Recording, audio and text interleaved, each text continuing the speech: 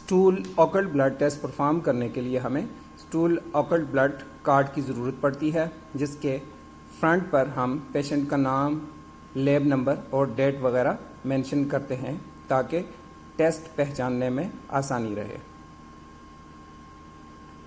اس کے بعد ہمیں پیشنٹ کا فریش اسٹول چاہیے ہوتا ہے، اسٹک اپلیکیٹر اور بفر جو کہ باکس میں موجود ہوتا ہے۔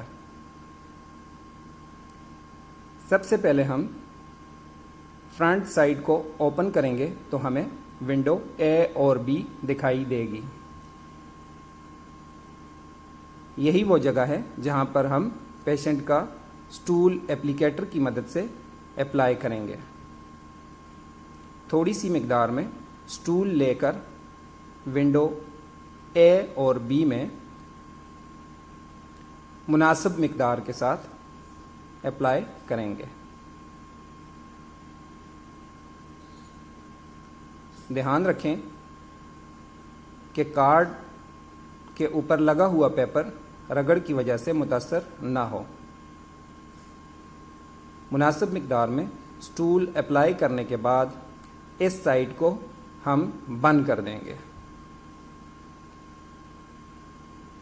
اور کارڈ کو الٹی سائڈ سے اوپن کریں گے تو اسٹول کی ونڈو اے اور بی کی اپوزٹ سائڈ ہمارے سامنے آ جائے گی، جس پر بفر کے 1 سے 2 ڈراپ ڈال کر اس سائڈ کو بھی ہم 30 سیکنڈ کے لیے بند کر دیں گے۔